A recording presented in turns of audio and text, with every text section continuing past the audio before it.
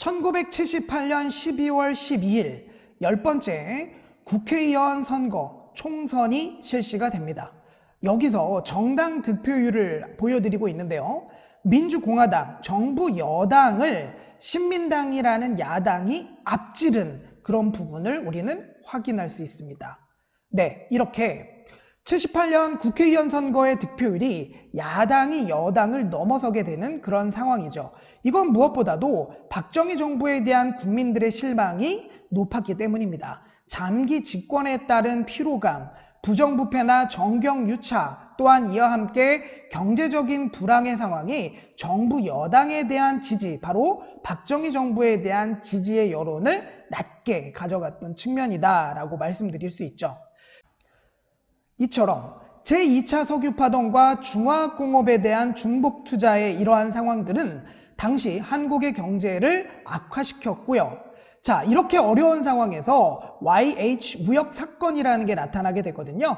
1979년 8월이었는데요. 자, 회사가 부당하게 폐업 조치를 했습니다. 이에 대해서 노동자들이 항의하고 반대하는 시위를 하게 되니까 시위할 장소가 없었던 거예요. 그래서 야당의 당사였던 신민당사에 모여서 농성을 하고 있었습니다. 거기에 대해서 경찰이 강압적으로 진압을 했고, 당시 신민당의 총재이자 야당 정치인이었던 국회의원 김영삼은 정부의 이런 폭력적인 진압에 대해서, 또한 민주주의가 무너지는 상황에 대해서 정부를 비판하는 인터뷰를 하게 되고요. 이러한 인터뷰의 결과 당시 여당, 공화당입니다. 공화당 의원들이 중심이 돼서 국회의원이었던 김영삼을 국회의원직에서 제명하는 일이 발생하게 되죠. 자, 김영삼의 정치적 지지 기반이 가장 많았던 지역이 부산 지역이었습니다. 이에 따라서 부산 지역의 다양한 시민 학생들이 시위를 나서게 됐던 거죠. 시위의 주제는 바로 김영삼 개인에 대한 어떤 제명에 대한 문제뿐만 아니라 이러한 상황을 만들어냈던 유신 헌법 자체를 철폐하고 군사정부가 다시 강조하고 있었던 학도호국단, 학원의 자율화를 위해서 학도호국단을 폐지하고, 그리고 반윤리적인 기업주주들을 엄단할 것을 요구하는 시위들을 했습니다.